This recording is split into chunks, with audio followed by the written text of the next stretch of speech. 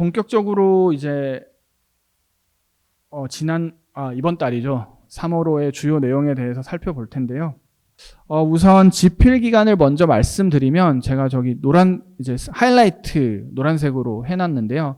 근본 통화신용 정책 보고서는 2024년 8월 금융통화위원회 통화정책 방향 결정회의 후부터 2025년 2월 통화정책 방향 결정회의 시까지 기간을 대상으로 작성하였습니다. 라고 해서 이제 지필의 대상에 되는 기간을 명시를 하고 있습니다. 그러니까 이제 지금부터 논의되는 내용도 일반적으로는 해당 기간에 발생한 이벤트에 대한 설명이라고 이해를 해주시면 될 것 같습니다. 보고서의 목차를 보시면은 크게 이제 개요, 그 다음에 통화신용 정책 운영 여건, 그 다음에 통화신용 정책 운영 및 향후 방향, 그 다음에 이슈 분석 뭐 이렇게 되어 있고요. 그 오른쪽에는 한눈에 보는 통화신용 정책 보고서라고 해서 이제 통화신용 정책 보고서 이번 호의 내용을 조금 더 아주 핵심만 담아서 편하고 짧게 보실 수 있도록 좀 시각화, 도식화한 그런 내용이라고 볼 수 있습니다. 자, 그러면 이제 차례대로 한번 볼 텐데요. 먼저 통화신용 정책 운영 여건입니다. 국내 경제 중에 실물 경제로 들어가면 먼저 경제 성장인데요. 제가 이제 빨간색 네모 쳐놓은 부분이 어떻게 보면은 이 챕터를 관통하는 문장이라고 볼 수 있습니다. 그래서 바쁘신 분들은 저 부분들만 이제 챕터에 보시면 전체적으로 최근에 통화정책 운영 여건이 이랬구나라는 것을 쉽게 이해하실 수 있습니다. 그래서 국내 경제는 결국 수출 증가세가 둔화됐고 내수 회복세가 미약한 가운데 경제 심리도 위축되면서 성장세가 둔화된 거죠. 예. 그래서 그 밑에 보시면 그 캡션이 국내 총생산 GDP 성장세 둔화가 이제 성장 파트에서 중요한 메시지라고 할 수 있겠습니다. 그래서 오른쪽 표를 보시면 주요 경제 성장 지표의 이제 위쪽을 보시면 2024년에 실질 GDP 성장률이 3분기, 4분기 0.1, 전기 대비 0.1씩 기록하면서 좀 낮은 성장세를 보인 것을 데이터로도 보실 수 있고요. 그래서 이제 향후 전망을 보면은 뭐 다들 아시겠지만 최근 뭐 언론에서 많이들 접하셨겠지만 미국의 관세 정책 추진이 있고 뭐 국내 정치, 지난해 말 이후에 계속되고 있는 국내 정치의 불확실성 등의 영향으로 성장세가 이제 당분간 좀 둔화될 전망으로 보고 있습니다. 그래서 2025년 GDP 성장률은 2024년, 그러니까 지난해 성장률인 2%보다 크게 둔화된 1.5%에 그칠 것으로 이제 예상을 하고 있고요. 그래서 그 밑에는 경제 성장률 전망을 표로 나타낸 건데 보시면 2025년에 연간 GDP 성장률이 이제 1.5%로 돼 있는 걸 확인하실 수 있습니다. 그런데 이제 이런 전망에는 항상 뭐 불확실성이 있을 수밖에 없는데요. 그 중에 이제 저희가 주요하게 보고 있는 불확실성 요인을 뭘로 보고 있느냐라고 얘기를 하면 이제 오른쪽에 보시면 향후 성장 경로에는 통상환경, 그 다음에 정부의 재정 지출, 반도체 경기 등과 관련한 불확실성이 높은 상황이라서 이러한 상황들이 변하면 당연히 저희의 전망도 변할 수 있는 그런 상황입니다. 다음으로는 이제 물가를 좀 말씀드리고 싶은데요.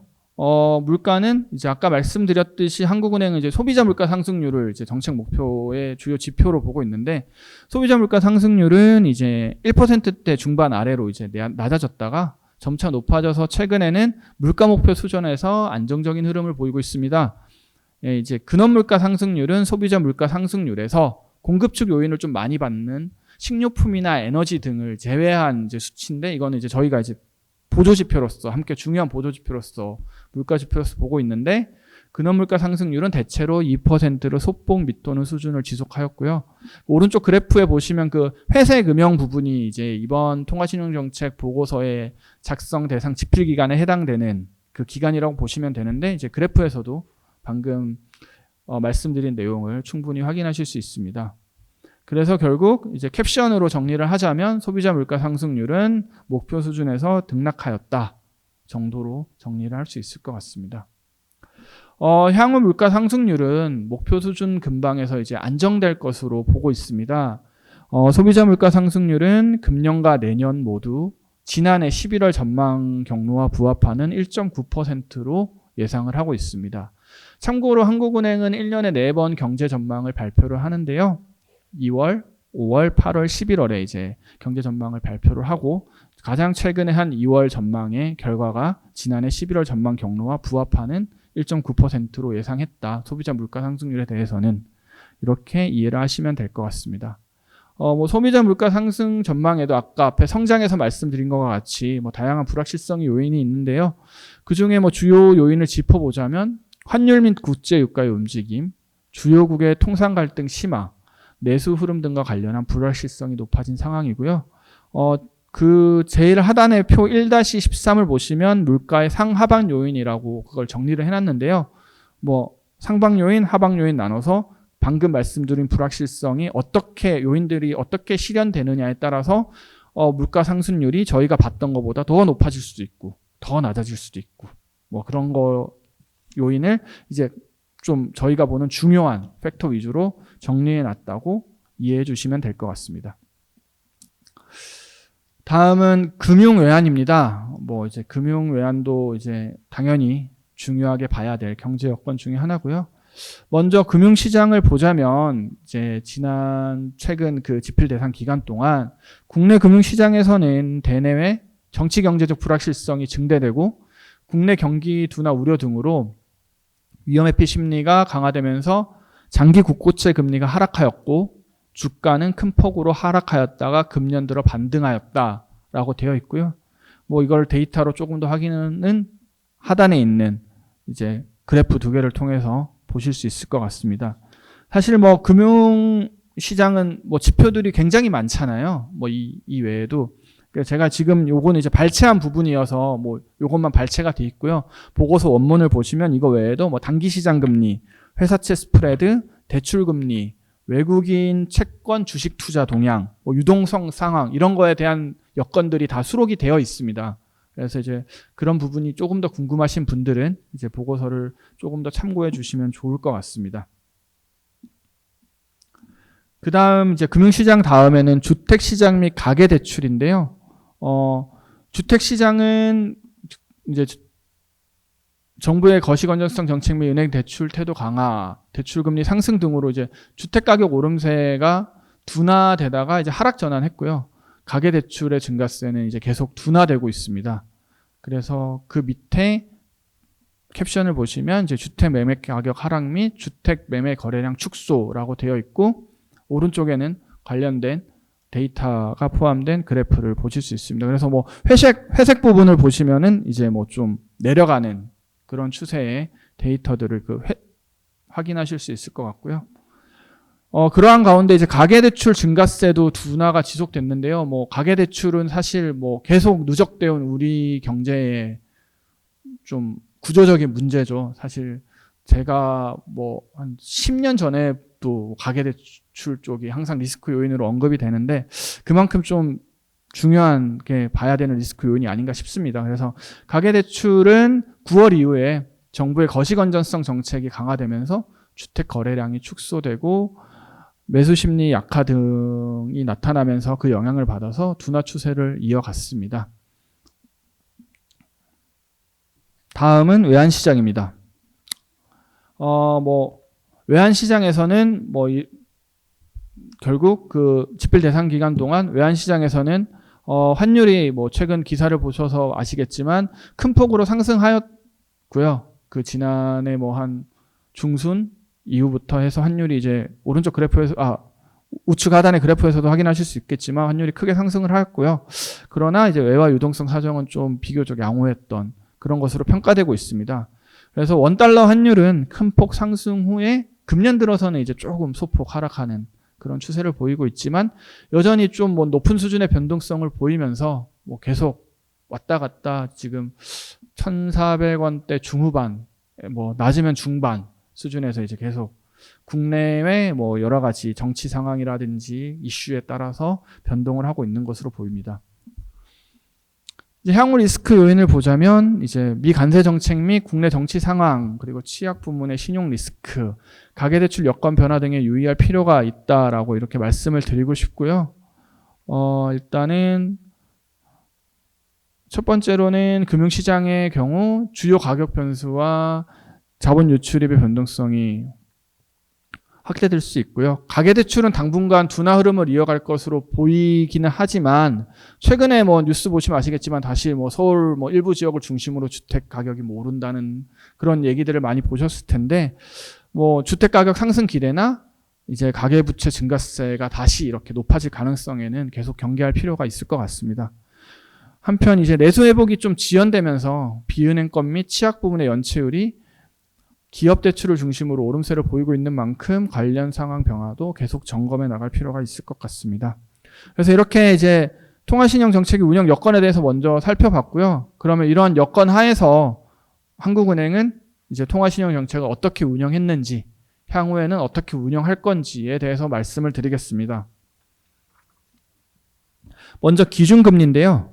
기준금리는 뭐 캡션을 보시면은 이제 핵심 메시지를 아실 수 있을 텐데 연 3.5%에서 2.75%로 인하하면서 한국은행은 이제 지난해 10월 이후 정책 기조를 전환을 하였습니다. 그래서 오른쪽 그래프에 보시면 이제 오른쪽 이제 왼쪽 상단에 가로로 이제 24년 10월 해서 그때부터 금리를 이제 세 차례 인하해서 25년 2월에서 3월 현재 이제 2.75%의 기준금리를 이제 유지를 하고 있고요. 결국 이거의 전체적인 흐름은 이제 밑에 빨간색으로 이제 줄쳐진 부분에서 보실 수 있듯이 물가 상승률의 안정세와 가계부채의 둔화 흐름이 이어지는 가운데 성장의 하방 압력이 커짐에 따라서 통화정책의 기조를 전환하였고요. 2024년 10월 이후 10월, 11월, 25년 2월 세 차례에 걸쳐 기준금리를 25bp씩 세 차례 인하해서 총 75bp 인하하였습니다.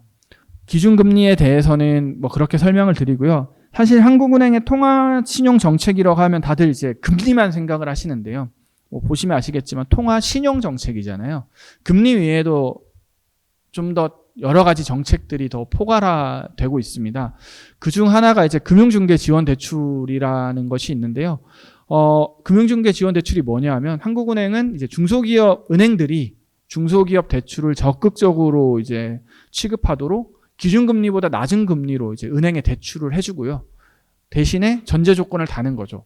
이 재원은 중소기업 대출에 활용을 해라. 라고 하면서 전제 조건을 달아서 대출을 해주고 은행들은 그 재원을 바탕으로 중소기업에 조금 더 저리로 대출을 해줄 수 있도록 금융중개지원대출이라는 제도를 운영하고 있는데요. 25년 올해 1월 16일에 이제 5조 원, 총 여기 한도 보시면은 총 30조 원이 한도인데요. 현재 금융중개지원대출 프로그램의 한도가 총 30조 원인데 지난 1월에 5조 원의 여유 한도로 활용하여 이제 다양한 그 금융중개 지원 대출의 프로그램 중에 중소기업 한시 특별 지원이라는 프로그램의 한도를 종전 9조 원에서 14조 원으로 확대해서 운용하기로 결정을 했었습니다. 당연히 이 내용도 금융통화위원회의 결정이 필요한 상황이고요.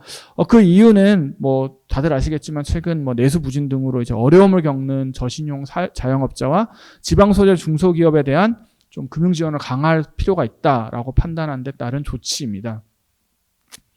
그리고 뭐 기준금리 인하를 반영해서 금융중개 지원 대출 금리도 각각 25bp씩 세 차례 인하해서 오른쪽 그래프에 보시면 그 밑에 있는 그 갈색이라고 해야 되나요?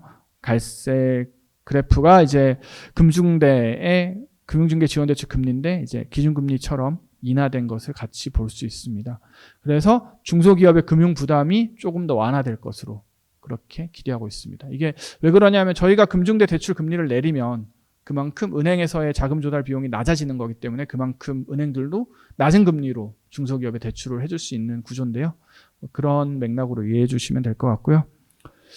그 다음에 이번 통신부에서는 이제 시장 안정화 대책을 좀 따로 이제 더 말씀을 드렸는데 뭐 다들 아시겠지만 작년 12월 4일에 비상계엄 직후 한국은행은 임시금융통화위원회를 개최해서 시장의 불안 심리를 완화하기 위해 적극적인 시장 안정화 방안을 발표하였습니다. 시장 안정 목적으로 세 차례에 걸쳐 총 19조 6천억 규모의 RP 매입을 실시하였고요. RP 매매 대상 증권 및 대상 기간을 한시적으로 확대하였습니다. 지금 한국은행과 RP 매매를 할 수 있는 그 이렇게 대상 기간 그리고 대상 증권이 한정되어 있거든요. 근데 이제 그 시장 안정화를 위해서 한시적으로 그 대상 기관들의 범위도 좀 더 넓히고 그 매매할 수 있는 증권의 범위도 좀 더 넓혔다. 그렇게 이해를 해주시면 될 것 같습니다. 네, 그래서 여기까지가 이제 통화신용정책을 어떻게 했었는지에 대한 개괄적인 내용이고요. 이제 그러면 향후 통화신용정책은 어떻게 운용할 건지에 대한 부분인데요. 먼저 기준금리 운용 부분을 말씀을 드리면, 결국 이제 한국은행은 앞으로 성장세를 점검하면서 중기적 시기에서 물가 상승률이 목표 수준에서 안정될 수 있도록 하는 한편, 금융 안정에도 유의하면서 통화 정책을 운용해 나갈 것이다 라는 이러한 기조 하에서 앞으로의 정책 여건 등을 살펴가면서 이제 향후 통화 정책 방향을 결정을 하는데요. 앞으로의 정책 여건을 보면 앞에 제가 여건에서 전망 부분에서 대충 다 말씀드린 내용일 거예요. 물가 상승률은 안정적 흐름을 지속할 것으로 보이고요. 국내 경제는 당분간 낮은 성장세가 지속될 것으로 보입니다. 금년도 성장률은 아까 말씀드렸듯이 1.5%로 전망되고 있고요. 금융 안정 측면에서는 가계부채가 당분간 둔화 추세를 이어갈 것으로 보이지만 부동산 가격 상승 기대가 강화되고 가계대출 증가 규모가 재차 확대될 가능성에는 좀 유의해야 될 필요가 있고요. 원달러 환율은 환율 변동성이 좀 최근 들어 다소 완화된 것으로 보이지만 환율 변동성, 시장 참가자들의 경계감이 좀 여전하고요. 따라서 환율 변동성이 재차 확대될 가능성을 배제할 수는 없는 상황인 것 같습니다. 그래서 오른쪽에 보시면 향후 통화 정책은 결국 경기 측면에서는 경기 측면을 보면은 기준금리 인하 기조를 지속할 필요가 있다고 판단되지만 대내외 정책 여건의 불확실성이 큰 만큼 추가 인하 시기와 속도는 앞으로 입수되는 데이터를 토대로 물가, 성장, 금융 안정 상황을 종합적으로 평가해 나가면서 결정해 나갈 것이다 라는 게 한국은행의 향후 통화정책 방향이라고 할 수 있을 것 같습니다.